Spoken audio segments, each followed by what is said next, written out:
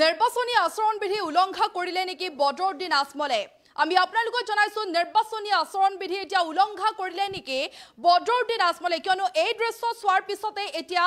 কব লাগিব সৰ্বত্ৰে এতিয়া দেখিবলৈ পোৱা গৈছে বিতৰ্কৰ সৃষ্টি হৈছে দৃশ্য আমি আপোনালোকক দেখুৱাবলৈ চেষ্টা কৰিম আৰু ইতিমধ্যে দেখিবলৈ পোৱা গৈছে ভোট গ্ৰহণৰ দিনাই নিৰ্বাচনী বিধি ভংগ কৰিছে নেকি বদৰুদ্দিন আজমলে আৰু দলে বলে এতিয়া ভোট গ্ৰহণ কেন্দ্ৰত সোমাইছে বদৰুদ্দিন আজমল আৰু মৌলানা বদৰুদ্দিন আজমলৰ এনে কাণ্ডক লৈ এতিয়া বিতৰ্কৰ সৃষ্টি হৈছে আমি আপোনালোকক জনাইছো কলকাছিয়াত বদৰুদ্দিন আজমলে ভংগ কৰিলে নেকি নিৰ্বাচনী আচৰণ বিধি কিয়নো যেহেতুকে এতিয়া দেখিবলৈ পোৱা গৈছে দলে বলে ভোট গ্ৰহণ কেন্দ্ৰত সোমাইছে মৌলানা বদৰুদ্দিন আজমল আৰু ভোট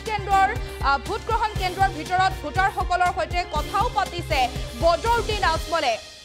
আৰু প্ৰাৰ্থী ভোট কেন্দ্ৰৰ ভিতৰত সোমাব পাৰে যদিও তাৰ নিয়ম আছে কিয়নো এজনকেহে সোমাব পাৰে আৰু এতিয়া যি দলে বলে সোমাইছে তাৰ পাছতে কিন্তু ক'ব লাগিব ভোট গ্ৰহণ কেন্দ্ৰত যেহেতুকে দলে বলে সোমাইছে তাৰ পাছতে ক'ব লাগিব সৰ্বত্ৰে কিন্তু এতিয়া বিতৰ্কৰ সৃষ্টি হৈছে দলীয় প্ৰাৰ্থীৰ নিৰ্বাচনী এজেণ্টে প্ৰৱেশ কৰিব পাৰে ভোট গ্ৰহণ কেন্দ্ৰত সকলো নিয়ম উলংঘা কৰি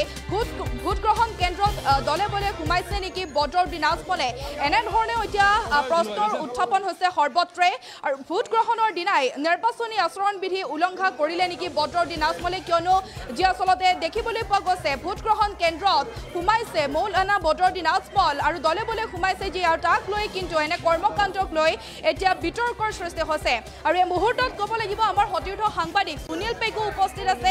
আৰু সুনীল পেগুক মই এই মুহূৰ্তত এটা প্ৰশ্ন সুধিবলৈ চেষ্টা কৰিম যেহেতুকে সুনীল পেগু যেহেতু দেখিবলৈ পোৱা গৈছে মৌলানা বদৰুদ্দিন আজমলে দলে বলে যেহেতু এতিয়া সোমাইছে ভোট গ্ৰহণ কেন্দ্ৰত আৰু ইয়াক লৈ কিন্তু এতিয়া সৰ্বত্ৰে বিতৰ্কৰ সৃষ্টি হৈছে আৰু এয়া কিমান দূৰ আচলতে যুক্তিযুক্ত এই সন্দৰ্ভত আপুনি কি ক'ব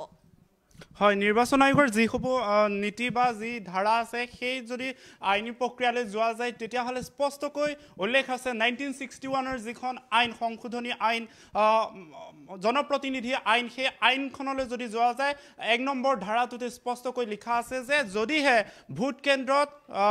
প্ৰাৰ্থীগৰাকীয়ে বা দলীয় যিগৰাকী প্ৰাৰ্থী প্ৰতিদ্বন্দ্বিতা আগবঢ়াইছে তেওঁ যদি ভোটাৰৰ লগত কথা বতৰা পাতে বা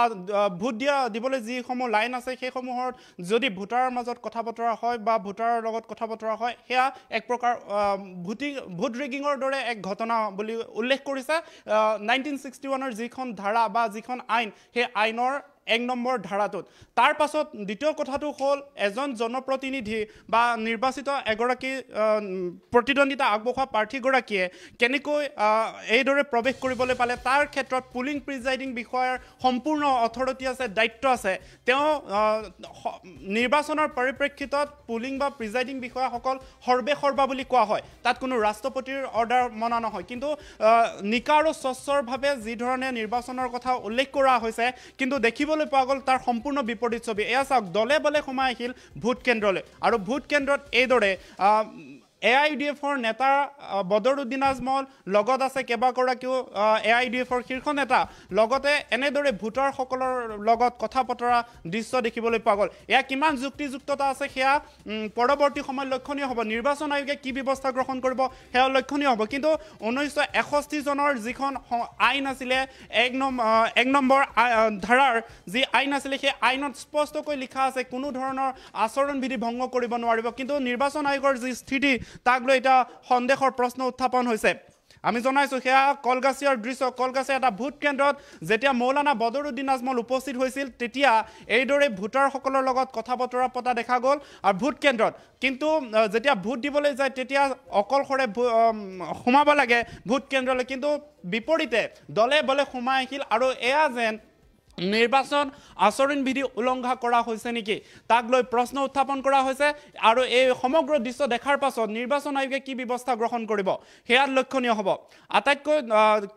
ডাঙৰ কথাটো হ'ল এটা ভোট কেন্দ্ৰত এনেদৰে জনপ্ৰতিনিধি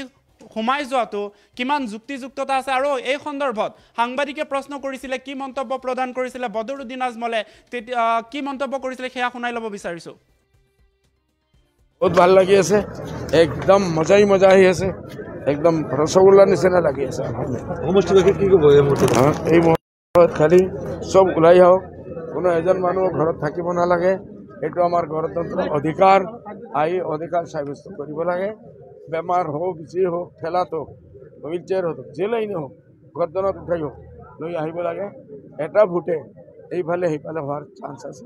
সেইটো কাৰণে এই খবৰটো কৰিব লাগে আপোনাৰ বিজয় নিশ্চিত ইনশাআল্লাহ বহুত ভাল লাগি আছে